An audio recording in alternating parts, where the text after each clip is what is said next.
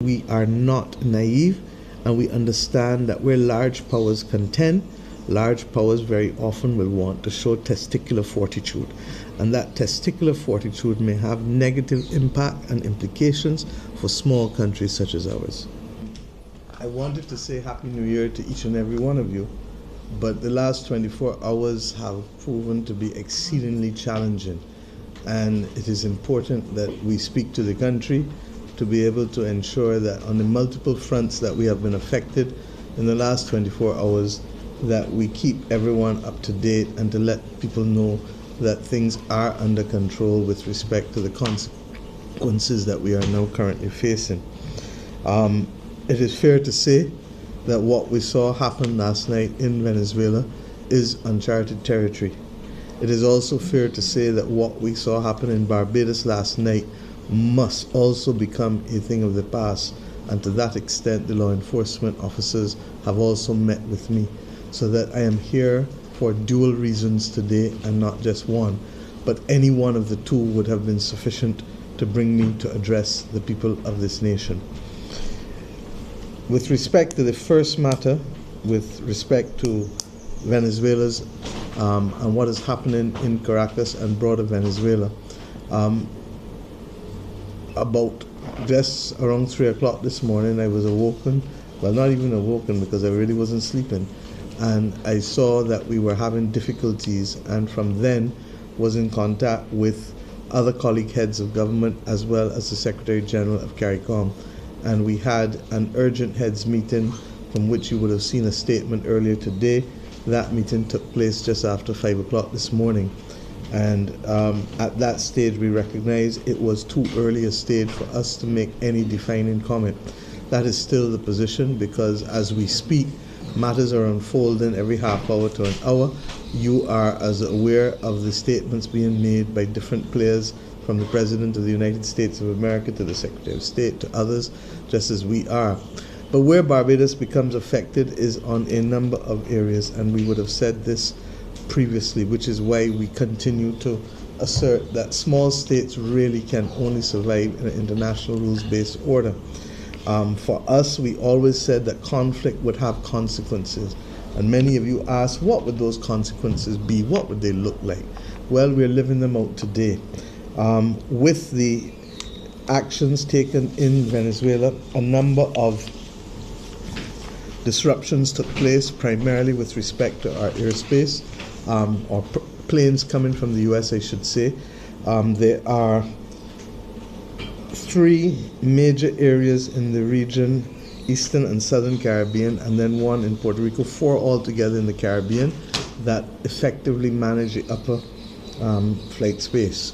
But as you would appreciate, Barbados is probably the biggest hub closest to Venezuela in terms of tourism, and therefore in terms of air flights and in terms of hotel accommodation and cruise accommodation, we would inevitably be affected. Just a few questions from me quickly. I know you said it's still early days as it relates to a CARICOM position and statement. However, I am with hearing terms such as a reboot of the Monroe Doctrine coming back to play with this attack on Venezuela. What is Barbados' position on the actual event itself? Let me be very clear, Colville. Venezuela is our friend. The United States of America is our friend. In fact, in both instances, we have family relations with both countries. By the same token, the Caribbean community has been the entity that we have chosen as a matter of first principles to align our foreign policy with. When the heads of government met this morning, all of the persons were not there because it was an emergency early meeting. We took a decision that we will wait for other information to become present. And when that happens, we will certainly act collectively, and I do not want in any way to prejudice the integrity of that consultative process with CARICOM. Having said that, I've been very clear that our principles are very, very clear, and that small states, and by small I don't only mean as small as Barbados, but much larger than Barbados, but still considered small. Small states can only survive in an international rules-based order, and that therefore anything that happens that runs contrary to that would be of grave concern to us as a people in Barbados, but equally as to the region. So without prejudice, I will await any further consultations on the specifics of this incident, but I just share with you the principles that mean a lot to us beyond the normal international law principles. And a follow-up question, Madam PM. You mentioned that basically no further escalation within Venezuela, the short-term impacts should likely pass quickly. What are the permutations as it relates to the potential long-term impacts on our, we don't our know, tourism? Covell, we simply don't know. For me to speculate and to conjecture anything now would be just simply that, conjecture. Can't do it. I ask you to allow the events of the next few days to play out. There are perspectives as to what has transpired in Venezuela that I suspect will continue to play out in the next few days. So I do not think that we are in a position to offer any meaningful commentary at this stage. What I can say is that we are dealing with the consequences of the conflict. And the consequences of the conflict have been exceedingly disruptive to both of our ports of entry, the Grantley Adams International Airport and the Bridgetown Port. And to that extent, there are human realities because those disruptions have meant that people have been affected, and not only wealthy people visit our nation, so that there are some people who will not be able to take care of themselves in the circumstances. We're trying to get to the bottom of it.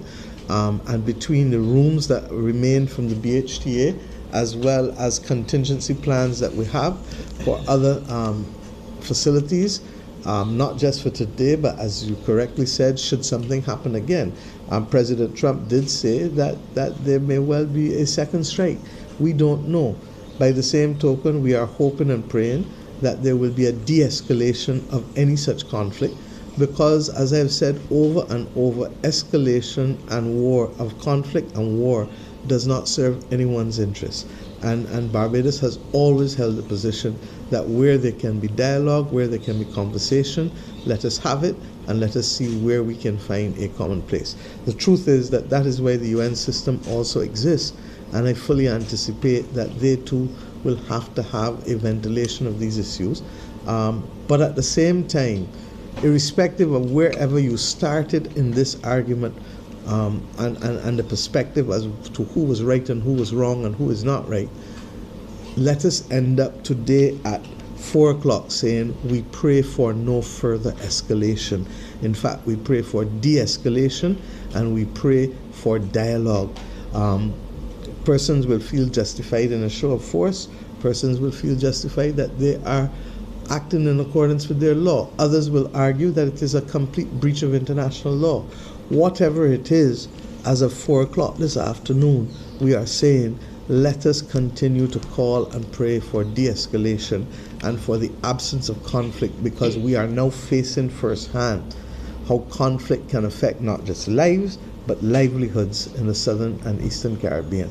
And Barbados, to that extent, while we are not the closest to Venezuela, Guyana and Trinidad and Tobago are. Grenada and St. Vincent and Barbados are the next line of countries after Guyana and Trinidad and Tobago. But among those 5, Barbados probably has the biggest logistics hub for tourism. So you now begin to understand why I speak and why I have been speaking in the terms that I have, without necessarily getting in to matters that are too high for us.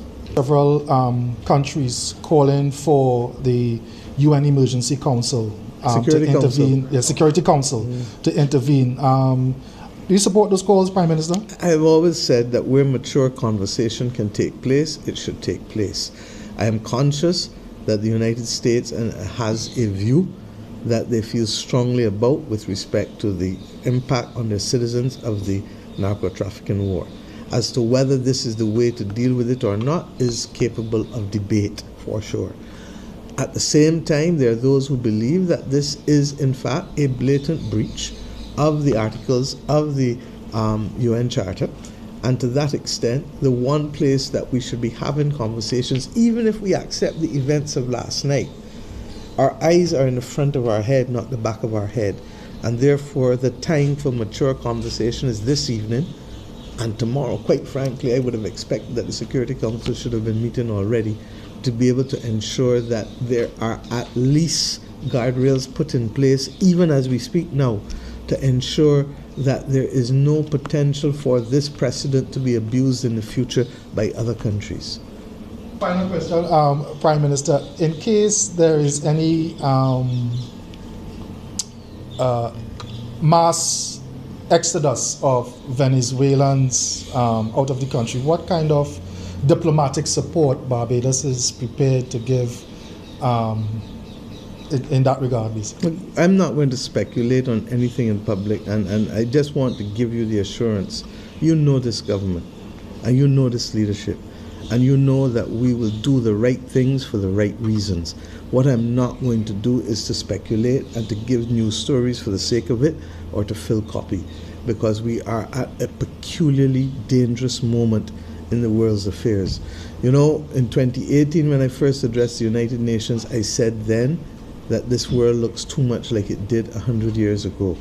Regrettably, I have come to rue the day that I made that comment. And we have gone from crisis to crisis to crisis, from pandemic to cost of living crisis to supply disruption crises to the question of the geopolitical disruptions that we're seeing now, to the whole issue of, as I said, the continuing climate crisis. I mean, in the last 7 years, we had what? A freak storm, a ashfall, and one hurricane, Elsa, one storm surge that decimated the fishing industry, and then another freak storm that took a life here a few weeks ago. I do not know of any other similar time in my 60 years in this country where we have lurched from crisis to crisis to crisis to crisis. And that is why I say that sometimes if I am a little intolerant of those who want to play off the silly season as the place in which the playground should be, forgive me for not joining you on that playground, because I am now too consumed, and this government is too consumed with matters that even with every single ounce of energy, every single Barbadian, every single political party, we still do not have enough to fight through this. And I am now having to see how best we can perfect the art of walking in between the raindrops. So a little bit of trust is needed now, and a little bit of patience is needed, and that is where the maturity to leadership comes in. Because rest assured, just as this morning at 3 o'clock I was up, just at 5 o'clock we dealt with the heads of government meeting, just as the National Security Council has met here for the last few hours, I'm conscious that there are things that we do not know and that we cannot predict at this point in time. But suffice it to say that we will be guided by first principles. We will be guided first by the protection of lives and livelihoods. We will be guided by the first principles that support Barbados's right and other small states' rights to be able to be protected in an international rules-based order.